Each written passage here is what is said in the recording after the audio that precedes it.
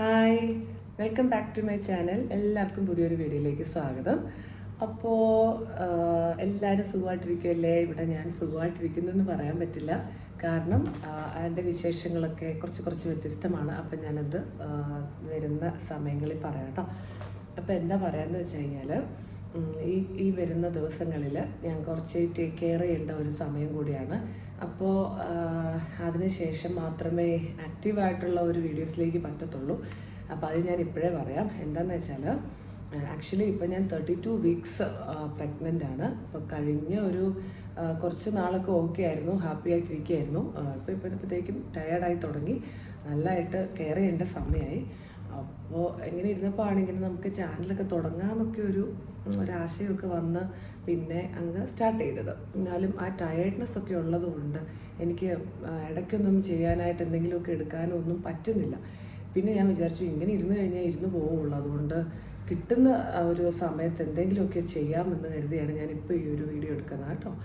അപ്പോൾ ഞാൻ പറഞ്ഞു വന്നതുണ്ടല്ലോ, തംബ്നെയിൽ കണ്ട പോലെ തന്നെ എൻ്റെ കാര്യം എന്തെന്ന് വെച്ച് കഴിഞ്ഞാൽ, നിങ്ങൾക്കറിയായിരിക്കും പ്രഗ്നൻസിയിൽ ഷുഗർ വന്നിട്ടുണ്ടെങ്കിലുള്ള അവസ്ഥ. അപ്പോൾ എൻ്റെ കാര്യത്തിൽ ഒരു ചില മണ്ടത്തരങ്ങൾ വേണമെന്ന് പറയാം. കോംപ്ലിക്കേഷൻ അല്ല, മണ്ടത്തരം എന്ന് പറയുന്നതായിരിക്കും കറക്റ്റ്. കാരണം എന്താണെന്ന് വെച്ച് കഴിഞ്ഞാൽ, നമുക്ക് പ്രഗ്നൻസി ഒരു 7 months സമയത്താണ് തോന്നുന്നത്, 6 to 7 months നമുക്കൊരു ടെസ്റ്റ് ഉണ്ടല്ലോ, ഷുഗർ ടെസ്റ്റ്. അപ്പോൾ ഷുഗർ ടെസ്റ്റിൽ ഷുഗർ ടെസ്റ്റ് ചെയ്ത് കഴിഞ്ഞിട്ട് ഒരു 1 to 2 weeks കഴിഞ്ഞപ്പോൾ ഡോക്ടറിന് കൺസൾട്ടേഷനൊക്കെ കിട്ടിയപ്പോൾ ഇവിടെ അപ്പോയിൻമെൻറ്റ് എനിക്ക് ആ 2 weeks കഴിഞ്ഞിട്ടായിരുന്നു കിട്ടിയത്. അപ്പം ഞാൻ അവിടെ ചെന്നപ്പോൾ ഡോക്ടർ പറഞ്ഞു, ഷുഗർ അല്പം കൂടുതലാണ്, അതുകൊണ്ട് ഇനി തൊട്ടുള്ള ഒരു 2 weeks ചെക്ക് ചെയ്യണം. അപ്പോൾ അത് കഴിഞ്ഞിട്ട് നമുക്ക് അതിൻ്റെ മെഡിസിൻ വേണമെങ്കിൽ നോക്കാം, അല്ലെങ്കിൽ നമുക്ക് എന്താ ചെയ്യേണ്ടതെന്ന് നോക്കാമെന്ന് പറഞ്ഞു. ഓക്കെ, ഡോക്ടർ പറഞ്ഞിട്ട് ഞാൻ അവിടുന്ന് പോകുന്നു. എന്നിട്ട് ഡോക്ടർ എന്നോട് പറഞ്ഞത് ഞാൻ എടുത്തു വെച്ചിട്ടുണ്ട്, കാണിക്കാൻ. നിങ്ങൾക്ക് അറിയാമായിരിക്കില്ല, ഗ്ലൂക്കോമീറ്റർ. അപ്പോൾ ഗ്ലൂക്കോമീറ്ററിൽ നമുക്ക് ഇതുപോലെ ഈ ഗ്ലൂക്കോമീറ്ററിൽ നമുക്ക് ഇതിൻ്റെ സ്ട്രിപ്സ് വെച്ചിട്ട് നമുക്ക് വീട്ടിൽ ചെക്ക് ചെയ്യാം. അപ്പോൾ ഇത് ഓൾറെഡി ഇതാണ് സ്ട്രിപ്സ്, നമുക്ക് അറിയാമായിരിക്കുമല്ലോ, അറിയാത്തവർക്ക് വേണ്ടിയിട്ടാണ് കേട്ടോ. അപ്പോൾ ഇത് ഗ്ലൂക്കോമീറ്റർ, അതിൻ്റെ സ്ട്രിപ്സ്. അപ്പോൾ ഈ ഒരു സ്ട്രിപ്സും ഇതിൻ്റെ ഈ ഒരു മീറ്ററും പിന്നെ നമുക്ക് അതിൻ്റെ ബ്ലഡ് കളക്ട് ചെയ്യാനുള്ള ഇത് ബ്ലഡ് എടുക്കാനുള്ളത്, അതിൻ്റെ ഒരു നീഡിൽ. അപ്പോൾ ഇതാണ് സംഭവം. ഇപ്പോൾ ഇത് നമ്മുടെ ഡോക്ടർ പറയുന്നതിന് മുമ്പ് നമ്മുടെ ഓൾറെഡി ഈ ഒരു ബാഗ് ഉണ്ടായിരുന്നു, ഈ ഒരു മീറ്റർ ഉണ്ടായിരുന്നു കേട്ടോ. അപ്പോൾ ഡോക്ടർ എന്താ പറഞ്ഞേ, 2 weeks കഴിഞ്ഞിട്ട് വരുമ്പോൾ ഇതിൻ്റെ മെഷർമെൻറ്റ് അറിഞ്ഞിട്ട് വരാനാണ് എന്നോട് പറഞ്ഞത്. ഓക്കെ, അപ്പോൾ നമ്മുടെ എന്തുണ്ട്, ഗ്ലൂക്കോമീറ്റർ ഉണ്ട്. നമുക്കിതിൻ്റെ കൂടുതലായിട്ട് കാര്യങ്ങൾ അറിയത്തില്ല, നമുക്ക് എന്താ അറിയുള്ളൂ, ആ വീട്ടിൽ വന്ന് നമുക്ക് ഷുഗർ ടെസ്റ്റ് ചെയ്യണം എന്നേ അറിയുള്ളൂ. അപ്പം ഞാനാണെങ്കിൽ കൺസൾട്ടേഷനൊക്കെ കഴിഞ്ഞിട്ട് തിരിച്ച് വീട്ടിൽ വന്നു. എൻ്റെ ഹസ്ബൻഡിനോട് ഇങ്ങനെ കാര്യങ്ങളൊക്കെ പറഞ്ഞിട്ട് നമ്മുടെ ഉള്ള ഇതിൽ വെച്ചിട്ട് നമ്മൾ ചെക്ക് ചെയ്യണേ. അപ്പം ഇതിന് എന്താണ്, നമ്മുടെ കയ്യിൽ ഉണ്ടായിരുന്ന സ്ട്രിപ്സ് എടുത്തു. ഞാൻ 2 weeks ഷുഗർ ടെസ്റ്റ് ചെയ്തു. ഫാസ്റ്റിങ്ങിൽ ഒരു 100 എബോ, ഒരു 104 അല്ലെ 106 വരും. അത് കഴിഞ്ഞിട്ടൊരു എനിക്ക് ഇത് കിട്ടുന്നില്ല കേട്ടോ, ഫോക്കസ് കിട്ടുന്നില്ല. ആ രീതിയിലുള്ള ഫോക്കസ് അല്ല, സംസാരിക്കാനല്ല, എനിക്കിപ്പോൾ അറിയുന്നില്ല ഇത് ഞാൻ ക്യാമറയിലോട്ടാണോ നോക്കി പറയുന്നത്, ഇടയ്ക്കിടയ്ക്ക് ഇങ്ങനെ പോകുന്നുണ്ട്. എന്നാലും നിങ്ങളതൊന്ന് അഡ്ജസ്റ്റ് ചെയ്യണം. ഞാനിപ്പോൾ ഇങ്ങോട്ടാണോ നോക്കി പറയേണ്ടത്, ഇങ്ങോട്ടാണോ മുഖത്തപ്പം നിങ്ങൾക്കിത് വരണമെങ്കിൽ ഇങ്ങോട്ടായിരിക്കണം. ഓക്കെ, ഞാൻ ഇവിടെ നോക്കി പറയാം, ക്യാമറയിൽ നോക്കി പറയാം.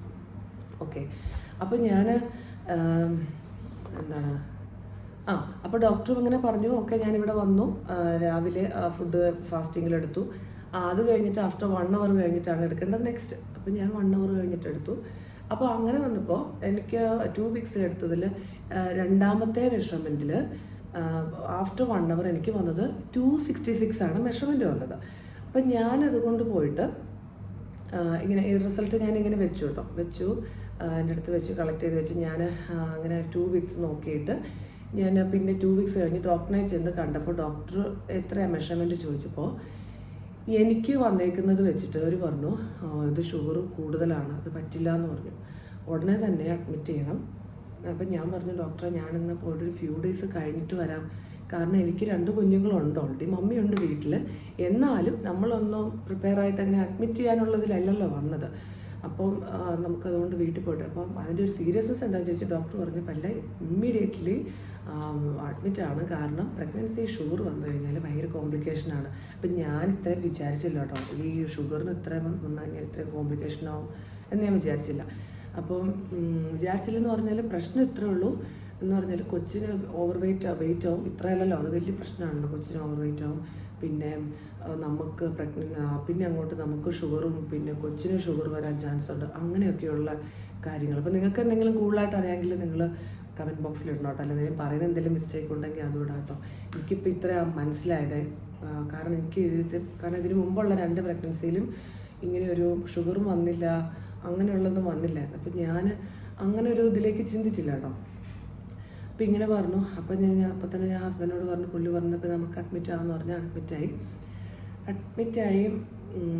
അപ്പോൾ ഞാൻ നിങ്ങളോട് പറഞ്ഞായിരുന്നില്ലല്ലേ, ഇതിന് ഡോക്ടർ ഈ ഷുഗർ എന്നോട് ടെസ്റ്റ് പറയാനുള്ള കാരണം ഇതിന് മുമ്പുള്ള ഒരു ടെസ്റ്റിൽ നോർമൽ ഷുഗർ ടെസ്റ്റിൽ ഒരു 20 പോയിൻ്റ് എനിക്ക് മെഷർമെൻറ്റിൽ കൂടുതൽ വന്നുകൊണ്ടാണ് 2 വീക്സ് എന്നോട് ചെക്ക് ചെയ്യാൻ പറഞ്ഞത്. അപ്പോൾ എനിക്ക് ഓൾറെഡി മനസ്സിലായി ഷുഗർ ഉണ്ടെന്ന് മനസ്സിലായി. അപ്പോൾ ചെറിയൊരു തോതിൽ ഷുഗറുണ്ട്.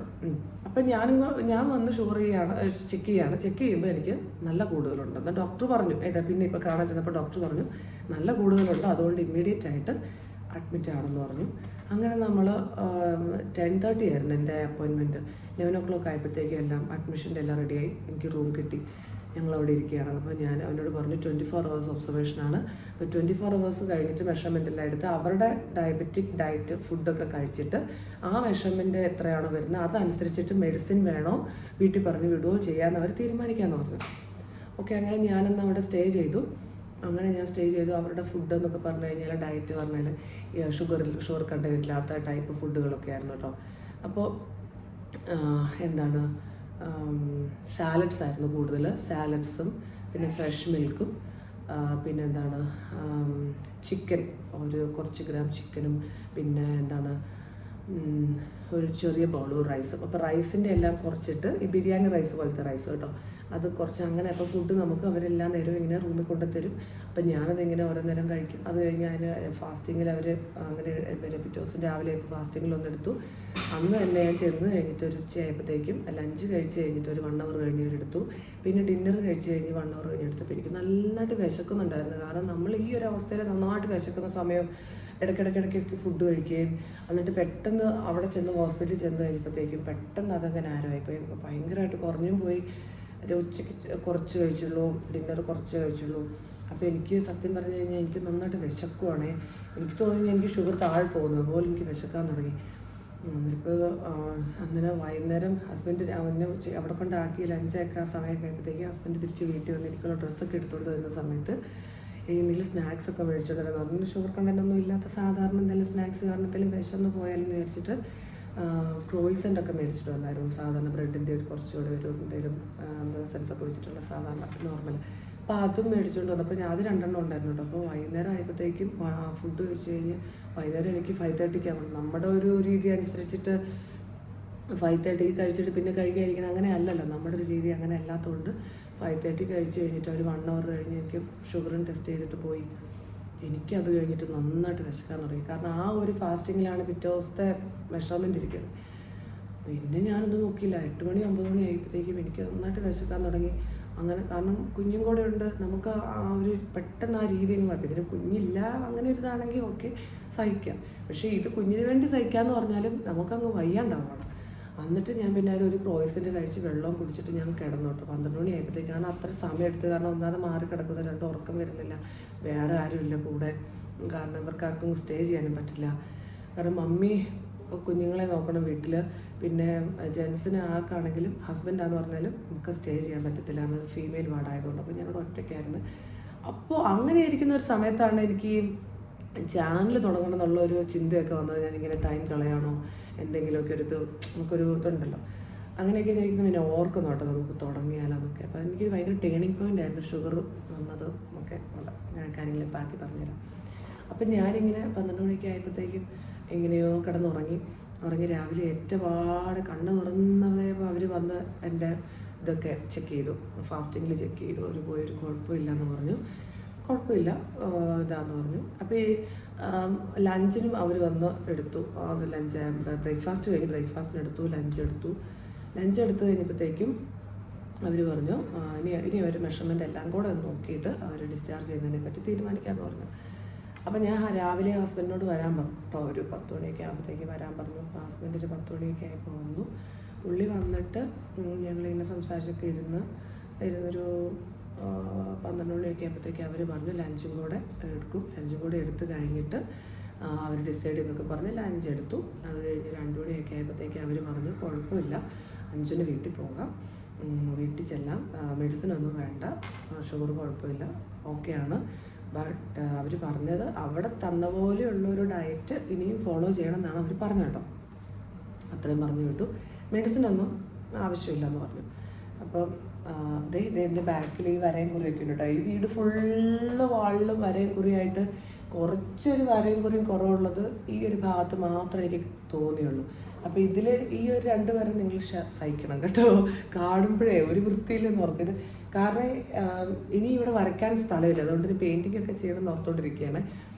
അപ്പോൾ ഇതേ ഉള്ളൂ കുറവുള്ളത്, അത് കാര്യമാക്കണ്ട കേട്ടോ. എന്നിട്ട് നമ്മൾ വീട്ടിൽ വന്നില്ല, അവിടെ ഇരിക്കുന്നേ ഉള്ളൂ. ഡിസ്ചാർജ് ചെയ്തു, പൊക്കോളാൻ പറഞ്ഞു. നമ്മളെല്ലാം കഴിഞ്ഞിട്ട് പോന്നു. അപ്പോൾ നമ്മളിവിടെ വന്നു കഴിഞ്ഞപ്പോഴത്തേക്കും ഞാൻ വരുന്ന സമയത്തൊക്കെ വണ്ടി വെച്ചിട്ട് ഞാനിങ്ങനെ പറഞ്ഞു വെച്ചാൽ നമുക്ക് സ്ട്രിപ്സ് തീരാറായി, ഇനിയും ഷുഗർ ചെക്ക് ചെയ്യണമല്ലോ, അപ്പോൾ നമുക്കത് മേടിക്കണം, സ്ട്രിപ്സ് മേടിക്കണം എന്ന് പറഞ്ഞു. നമുക്ക് സ്ട്രിപ്സ് മേടിക്കടി എന്നൊക്കെ നമ്മൾ പറഞ്ഞ് ഇങ്ങനെ സംസാരിച്ചിങ്ങനെ വരികയാണ് കേട്ടോ.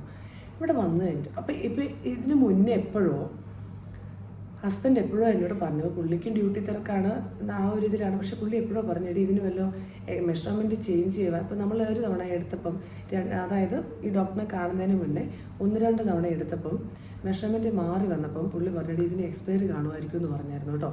അപ്പം അന്ന് ഞാൻ സത്യം പറഞ്ഞ് വിട്ടുപോയി. ഒന്നാതെ ട്രിഗർ ചെയ്യുന്നൊരു ടൈമാണ് അതൊന്ന്, പിന്നെ ഒരു കിളിപോയ അവസ്ഥ. അപ്പം ഞാനിവിടെ വീട്ടിൽ വന്നു കഴിഞ്ഞിട്ട് ഈ സ്ട്രിപ്സിൻ്റെ എക്സ്പയറി ഇതിനിങ്ങനെ എക്സ്പയർ ചെയ്യുന്നൊരു തോട്ട് എനിക്ക് വന്നില്ല കേട്ടോ. അപ്പോൾ ഇതിന് ഞാൻ ഈ സ്ട്രിപ്സുള്ള ബോക്സ് എടുത്ത് നോക്കി. അപ്പോൾ ഇതിൽ വ്യക്തമായിട്ട് എഴുതി വെച്ചിട്ടുണ്ട്, use all the test strips within 4 months of opening എന്ന് എഴുതി വെച്ചിട്ടുണ്ട് കേട്ടോ. ഓപ്പൺ ചെയ്ത് 4 മാസത്തിനുള്ളിൽ സംഭവം തീർത്തോണം. ഇപ്പം നിങ്ങൾക്ക് മനസ്സിലായി കാണുമല്ലോ ഞാൻ കാണിച്ച മണ്ടത്തരം. ഇതിന്നോ ഓപ്പൺ ചെയ്തതായിരുന്നു, കഴിഞ്ഞ കൊല്ലം എപ്പോഴും ഓപ്പൺ ചെയ്തതായിരുന്നു. പിന്നെ നമുക്ക് ഷുഗറിൻ്റെ ഒരു ടെസ്റ്റ് ചെയ്യേണ്ട ആവശ്യം വന്നില്ല, നമ്മൾ ഷുഗർ ടെസ്റ്റ് ചെയ്തില്ല. അത് കഴിഞ്ഞിട്ട് ഇങ്ങനെ ഡോക്ടർ ഒരു ആവശ്യം വന്നപ്പോൾ ഓടിപ്പോയി, നമ്മൾ ഉണ്ടല്ലോ എന്ന് വിചാരിച്ച് പോയി ടെസ്റ്റ് ചെയ്യുന്നു. എന്താണ് മാറിപ്പോയെന്ന് ചോദിച്ചു കഴിഞ്ഞാൽ ഇതിൻ്റെ മെഷർമെൻറ്റ് മാറിപ്പോയി നമുക്ക്. എനിക്ക് 266 ഒക്കെ ഞാൻ ചെക്ക് ചെയ്യുന്ന സമയത്ത് ഒന്നും ഇല്ലായിരുന്നു, അത്രയും മെഷർമെൻറ്റ് എനിക്ക് വന്നിട്ടില്ലായിരുന്നു. അത് കഴിഞ്ഞിട്ട് ഇവർ ചെക്ക് ചെയ്യുമ്പോൾ ചെറിയ തോതിലുള്ള ഒരു കൂടുതൽ എനിക്ക്, കാരണം എനിക്ക് ഷുഗർ ശകലം ഉള്ളതുകൊണ്ട് അതിൻ്റെ ഒരു വ്യത്യാസത്തിലാണ് അവിടെ അഡ്മിറ്റ് ചെയ്ത് കിടന്നപ്പോഴും അവരുടെ മെഷർമെൻറ്റിലും കാണിച്ചത്. അപ്പോൾ അവരെന്നോട് ആദ്യം അഡ്മിറ്റ് ആയ ദിവസം ലഞ്ച് കഴിഞ്ഞ് പാടെ 1 hour കഴിഞ്ഞിട്ട് അവർ പറഞ്ഞിട്ടുണ്ട് അവർ ശകലം കൂടുതലാണ് എന്ന് പറഞ്ഞായിരുന്നു. അപ്പോൾ ഞാൻ പറഞ്ഞത്ര കൂടുതലില്ല, എന്നാലും അവരുടെ, അതായത് ആഫ്റ്റർ ഫുഡ് കഴിഞ്ഞിട്ട് 140ക്ക് താഴെ വരുന്നുണ്ടെങ്കിൽ എനിക്കൊരു 160 വന്നുകൊണ്ടിരുന്നത്. അത്രയും കൂടുതൽ 220 കൂടുതൽ വരികയാണ്. അപ്പോൾ എനിക്ക് വന്നെന്താണ്, എൻ്റെ ഈ സ്ട്രിപ്സിൽ എക്സ്പയറി കഴിഞ്ഞിട്ടുള്ളത് കൊണ്ട് എൻ്റെ ഇതിൽ വന്നത് 266 ഒക്കെയാണ് വന്നത്. അപ്പോൾ അത് ഭയങ്കര കൂടുതലാണ്. അതാണ് അവർ അന്നേരം തന്നെ പിടിച്ചെന്നെ അഡ്മിറ്റ് ചെയ്തത്. അപ്പോൾ ഇങ്ങനെ ഞങ്ങൾ തിരിച്ചു വന്നു. പിന്നെ അന്നേരം തന്നെ വീട്ടിൽ വന്നപ്പോൾ മനസ്സിലായി സംഭവം ഇതാണ് പറ്റിയെന്ന് മനസ്സിലായി. അന്നേരം തന്നെ വേറെ നമ്മൾ ഓർഡർ ചെയ്ത് മേടിച്ച് ഇതിപ്പോൾ പുതിയ സ്റ്റെപ്സാണ്. അപ്പോൾ എനിക്ക് പറയാനുള്ളതെന്ന് വെച്ച് കഴിഞ്ഞാൽ ഇങ്ങനെ ഒരു അബദ്ധം എനിക്ക് പറ്റിയവരെ ആർക്കും പറ്റരുത്. ഈ ഒരു ബോക്സ് 4 മാസം മാത്രമേ ഓപ്പൺ ചെയ്ത് കഴിഞ്ഞാൽ ഇരിക്കുള്ളൂ. ഓപ്പൺ ചെയ്തതിന് ശേഷം 4 മാസം കൊണ്ടത് എത്ര സ്ട്രിപ്സാണ്, അപ്പോൾ ഇതിനകത്ത് ഒരു ബോക്സിൽ 25 ആണ്. ആ ഒരു 25 നമ്മൾ ഉപയോഗിച്ച് തീർക്കുക. 4 മാസത്തിന് ശേഷം അതുകൊണ്ട് ഒരു ഗുണവുമില്ല. അപ്പോൾ അത് മാത്രമല്ല, അതിനുശേഷം നമ്മൾ ഉപയോഗിച്ചാൽ ഇതിൻ്റെ മെഷർമെൻറ്റ് തെറ്റാനും ചാൻസ് ഉണ്ടെന്നല്ല, അതാണ് തെറ്റും. അപ്പോൾ അതുകൊണ്ടാണ് നമുക്ക് ഇങ്ങനൊരു പ്രോബ്ലം വന്നത്. പിന്നെ ഇതിന് ഞാൻ വിചാരിക്കുന്നത് അങ്ങനെ ഒരു പിള്ളേരുടെ ഇവിടെ വീട്ടിലാണ് ഒരു അറ്റ്മോസ്ഫിയർ എന്ന് പറഞ്ഞാൽ ചിന്തിക്കാനുള്ള നമുക്കൊരു ടൈം കിട്ടുന്നില്ല. രാവിലെ ഏൽക്കുമ്പോഴേ പിള്ളേരുള്ളതുകൊണ്ട് നമുക്ക് ആ 12 hours തീർന്നൊന്നും നമ്മൾ അറിയത്തില്ല. അപ്പോൾ നമുക്കൊരു പീസ്ഫുള്ളായിട്ടുള്ള ഒരു ടൈം എനിക്ക് കിട്ടാറില്ലെന്ന് വേണേൽ പറയാം. കാരണം പിള്ളേരുടെ അവരെ കെട്ടിപ്പിടിച്ച് ചേർന്ന് കിടന്നല്ലേ അവരോട് കളിക്കുമ്പോൾ ഒരു പീസ്ഫുൾ ടൈമല്ല. നമ്മൾ ഇൻഡിവിജ്വലി ഒറ്റയ്ക്കുള്ള ആ ഒരു സമയം എനിക്ക് കിട്ടാറേ ഇല്ല. നമ്മൾക്ക് സമാധാനം മനസ്സിലായല്ലോ, അമ്മമാർക്ക് പ്രത്യേകിച്ച് മനസ്സിലാവും. നമ്മളിങ്ങനെ ഒന്ന് മാറി ഒന്നിരിക്കാനായിട്ട് ഡ്യൂട്ടിക്ക് പോകുമ്പോൾ മാത്രമേ പറ്റുള്ളൂ. അവിടെ ചെല്ലുമ്പോൾ പിള്ളേരുണ്ട്, എന്നാലും അതും ഫ്രീ പീരീഡ് കിട്ടുമ്പം ഉള്ള ഒരു സമയമുള്ളൂ നമുക്ക് വേണ്ടി മാറ്റി വെക്കപ്പെട്ട ഒരു സമയം എന്ന് പറയുന്നത്. അപ്പോൾ എനിക്ക് ചിന്തിക്കാനായിട്ടൊരു സമയം കിട്ടിയത് ഹോസ്പിറ്റലിൽ ചെന്ന് അന്ന് എന്നെ അഡ്മിറ്റ് ചെയ്തത് എത്രയാണ് 11 മണിയായപ്പോൾ അഡ്മിറ്റ് ചെയ്തു. ലഞ്ചൊക്കെ ആറായപ്പോൾ 12 o'clock കഴിഞ്ഞപ്പോഴാണ് ഹസ്ബൻഡ് പോകുന്നത്. അന്ന് അദ്ദേഹത്തിന് പുള്ളിക്ക് നൈറ്റ് ഡ്യൂട്ടി കഴിഞ്ഞിട്ട് പിറ്റേ ദിവസം ഉറങ്ങിയില്ലായിരുന്നു. അപ്പോൾ എനിക്ക് രാവിലെ അപ്പോയിൻമെൻറ്റ് ഉള്ളതുകൊണ്ട് ഉറങ്ങാതെ ഡ്യൂട്ടി കഴിഞ്ഞിട്ട് നേരെ എന്നെ കൊണ്ടുവിടുമായിരുന്നു കേട്ടോ. അപ്പോൾ എന്നെ അഡ്മിറ്റ് ചെയ്ത പാടെ പുള്ളി തിരിച്ച് വീട്ടിൽ പോകുന്നു, ഉറങ്ങിയിട്ട് വൈകുന്നേരത്തേക്ക് വരാമെന്ന് വിചാരിച്ചിട്ട്. അപ്പോൾ എനിക്ക് ആ ഒരു 12 മണി മുതൽ വൈകുന്നേരം പുള്ളി വരുന്ന സമയം വരെ ഞാൻ ഒറ്റയ്ക്കിരിക്കുകയാണ്. പുള്ളി വന്ന് 8 മണിക്ക് വിസിറ്റിങ്ങിൻ്റെ ടൈം കഴിയും. 8 മണി കഴിഞ്ഞിട്ട് പുള്ളി പോയി. അത് കഴിഞ്ഞിട്ടൊരു 12 മണി വരെ പിന്നെ എനിക്കിങ്ങനെ ഉറക്കം വരുന്നില്ല. അപ്പോൾ ഞാനിങ്ങനെ ഒറ്റയ്ക്കിങ്ങനെ ചിന്തിച്ച് ഇങ്ങനെ ഇരിക്കും. അപ്പോൾ അങ്ങനെ ഒരു സമയവും കിട്ടി. അങ്ങനെ പിറ്റേ ദിവസവും ഈ ഒരു പുള്ളി വരുന്നത് വരെ ഒരു സമയവും. അപ്പോൾ അത് ടീച്ചായി വന്നിട്ട് കുറച്ച് നേരം സംസാരിച്ചിരുന്നെങ്കിലും പിന്നെ ഞാനിങ്ങനെ ഇങ്ങനെ ഇരിക്കുകയാണ്. ഇതിനെ യൂട്യൂബിനെ പറ്റി ചിന്തിക്കുന്നത് കേട്ടോ. അപ്പം കാരണം എന്താണെന്ന് ചോദിച്ചു കഴിഞ്ഞാൽ ഞാൻ നേരത്തെ ഒന്ന് തുടങ്ങിയിട്ട് എനിക്ക് കണ്ടിന്യൂഷൻ കിട്ടിയില്ല. ഇതിന് മാത്രം ഒരു കൺസിസ്റ്റൻസി ഇതിനില്ലെങ്കിൽ നമുക്ക് നടക്കത്തില്ലല്ലോ. പിന്നെ പിള്ളേരായി അങ്ങനെ തിരക്കായി, പിന്നെ എനിക്ക് ഡ്യൂട്ടി തിരക്കായി, അപ്പോൾ എനിക്ക് പറ്റാണ്ടായേ. പക്ഷെ എനിക്ക് ഭയങ്കര ആഗ്രഹമാണ് അപ്പോൾ ഇതിനകത്ത് എന്തെങ്കിലും ചെയ്യണം, തുടങ്ങണം എന്നൊക്കെ ഒരു ആഗ്രഹം. അങ്ങനെ ഞാൻ അന്നാണ് അവിടുന്ന് ഇങ്ങനെ ഒരു സംഭവം മണ്ടത്തരത്തിലാണെങ്കിലും ഈ ഒരു കേസിൽ എന്നെ അവിടെ അഡ്മിറ്റ് ചെയ്തത് കൊണ്ട് എനിക്കിങ്ങനെ ഒരു സമയം കിട്ടി. അപ്പോൾ എനിക്ക് യൂട്യൂബിനെ പറ്റി ചിന്തിക്കാനും തുടങ്ങാനും ഒക്കെ. കാരണം മനസ്സിൽ വലിയൊരു ആഗ്രഹമാണ് യൂട്യൂബ് തുടങ്ങണം, വീഡിയോസ് ഇടണം, അങ്ങനെ സംസാരിക്കണം. നമുക്ക് നമ്മളായിട്ടുണ്ടാക്കുന്ന ഒരു പ്ലാറ്റ്ഫോമാണ് അത്. എനിക്കൊരു മോട്ടിവേഷനായിട്ട് ഇത് പറയാൻ പറ്റുന്നത് വെച്ച് കഴിഞ്ഞാൽ ഇതുവരെ ആരെങ്കിലും തുടങ്ങാത്തവരുണ്ടെങ്കിൽ ആഗ്രഹം ഉണ്ടെങ്കിൽ തുടങ്ങണം കേട്ടോ. കാരണം നമുക്ക് പറയാനുള്ള കാര്യങ്ങൾ ഇപ്പോഴത്തെ പ്രശ്നം എന്ന് വെച്ച് കഴിഞ്ഞാൽ നമുക്ക് പറയാനുള്ള കാര്യങ്ങൾ നമുക്ക് ലിസണറിനെ കിട്ടാത്തതെന്നുള്ളൊരിതാണ്. ഇപ്പം മൊബൈൽ നോക്കിയാലും നമുക്കിങ്ങനെ പറയുമ്പം 2 പേര് കേൾക്കുക, 3 പേര് കേൾക്കുക. ഇനിയിപ്പോൾ കമൻസ് ലൈക്സ് ഒന്നും ഇല്ലെങ്കിലും നമ്മളിങ്ങനെ കുറേ പേരോട് എന്തൊക്കെയോ പറയുന്നു എന്നുള്ളത്. അപ്പം ആ ഒരു നല്ല റിലീസിങ് ആണ് നമുക്ക്. ആ സമയത്ത് നമ്മളൊരു റിഫ്രഷ് ആവും, റിലീസ് ആവും, നമ്മൾ കുറേ സംസാരിക്കും. അപ്പോൾ സെൽഫ് ഒരു കൗൺസിലിംഗ് തന്നെയാണല്ലോ നമുക്ക്, അതൊരു മോട്ടിവേഷനും കൂടെയാണ്.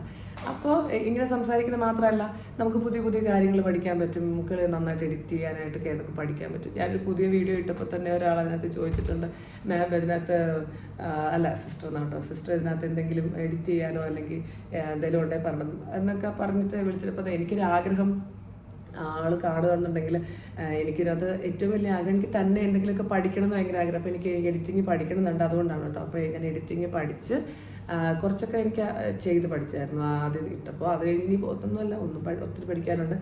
അപ്പോൾ പഠിക്കണം. ഇപ്പോൾ പുതിയ പുതിയ കാര്യങ്ങൾ നമുക്ക് പഠിക്കാൻ പറ്റും. നമ്മൾ എഡിറ്റ് ചെയ്യും, നമ്മൾ സംസാരിക്കാൻ പഠിക്കും.